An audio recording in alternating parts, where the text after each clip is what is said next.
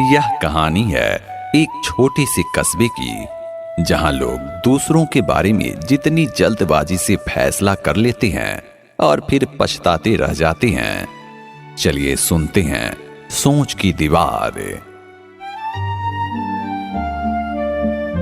कस्बे की पढ़ी लिखी युवती रीमा की जिंदगी आसान नहीं थी।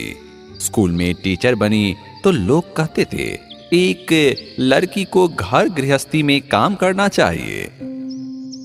जब वह घर लौटती तो गली वाले हाँफ हाँफ कर पूछते थे, अरे भाई घर बैठा करो, ये लड़कियों को बाहर कमानी नहीं चाहिए।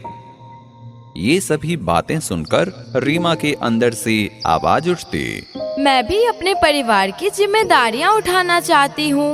क्या मैं गलत कर रही हूँ? पर भाई लोग तो लोग होते हैं ना, उन्हें तो बस लड़कियों की काबिलियत पर शक करना और उन पर उंगली उठाना ही पसंद है। मेरा सपना है कि सारे बच्चे पढ़ लिख कर गाँव देहात में भी उजाला लाएं। लेकिन लोग मेरी काबिलियत पर शक क्यों करते हैं? क्या सिर्फ लड़के ही समाज को आगे बढ़ा सकते हैं? हम लड़कियां केवल घर गृहस्थी के लिए ही बने हैं। सोचते सोचते रीमा अपनी घर चली गई। एक समय की बात है, पूरे गांव में बारिश नहीं हुई तो फसलें सूखने लगी, पौधे मुरझा गए और सूरज की तपिश से लोग भी बीमार होने लगे। रीमा भी चिंतित रहने लगी कि आखिर इस बड़ी समस्या से गांव को कैसे निकाला जाए। अरे ये तो बहुत बड़ी समस्या है। आखिर गांव वालों को कैसे बचाया जाए?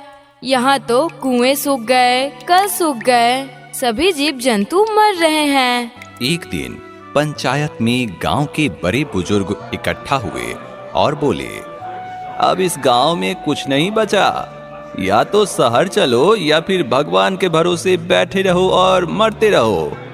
तभी रीमा खड़ी हुई और बोली, रुकिए चाचा, अगर हम सब एक साथ मिलकर कोशिश करें तो क्या पता कुदरत भी हमारी मदद कर दे।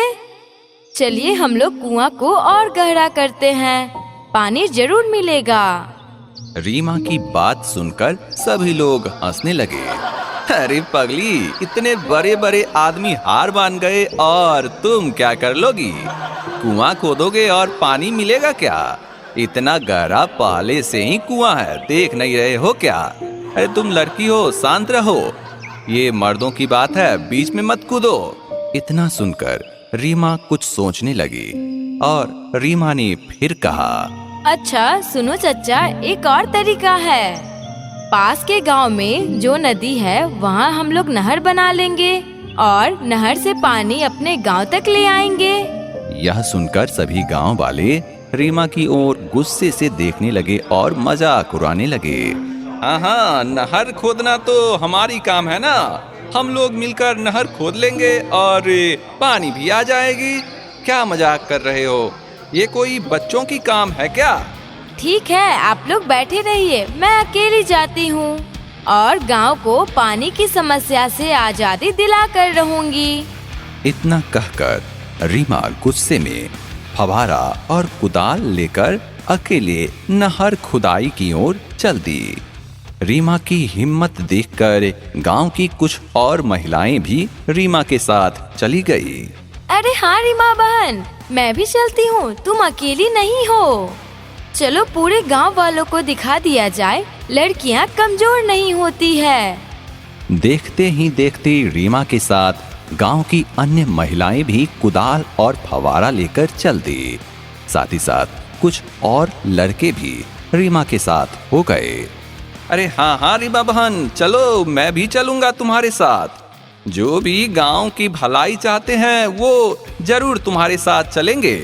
ये लड़का और लड़की क्या होता है, सभी समान है, कोई किसी से पीछे नहीं है। मैं भी तुम्हारे साथ आ रहा हूँ। धीरे धीरे रीमा के साथ पूरे गांव के लोग चल दिए, बस पीछे रह गए तो कुछ छोटी सोच के लोग। पूरे गांव वालों ने एक साथ मेहनत किया। जल्द ही पास की गांव से एक नहर आकार लेने लगी। और समय के साथ काले बादल भी गांव पर छा गए। पहली बारिश होते ही पूरे गांव में रीमा की जय जयकार होने लगी। साथ ही साथ नहर से भी पानी आने लगी। इस कहानी से हमें यह सीख मिलती है कि अगर हौसला सच्चा हो तो पत्थर भी पानी दे सकती है, और अगर नीयत नेक हो तो एक छोटी सी लड़की भी पूरे गांव को बचा सकती है।